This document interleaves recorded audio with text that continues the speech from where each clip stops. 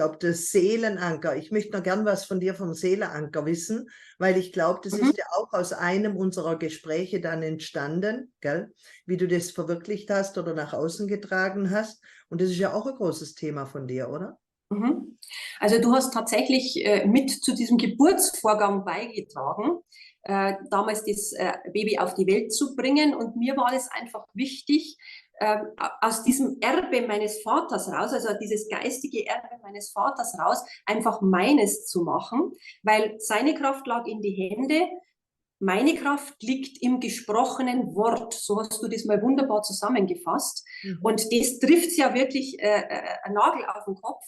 Und deswegen habe ich damals das Seelenanker-Mentoring auf die Welt bringen dürfen, weil ich gesagt habe, ich möchte einfach in meinem bohrischen den Nagel auf den Kopf treffen, was braucht der Mensch, den ich vor mir habe, das, was er vielleicht nicht sehen kann, weil es eine Schicht oder mehrere Schichten tiefer liegt.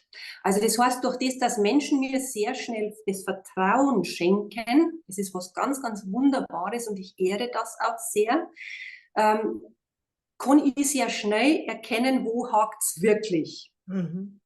Und weil es einfach in unserer Welt oftmals einen kleinen Schubs braucht, ist sogar noch jetzt relativ lang schon das Baby Persönlichkeitsentwicklung auf Borisch ja dann von mir ins Leben gerufen worden, weil hier gibt es einfach immer diese kleinen Impulse von Themen, die jeder von uns hat.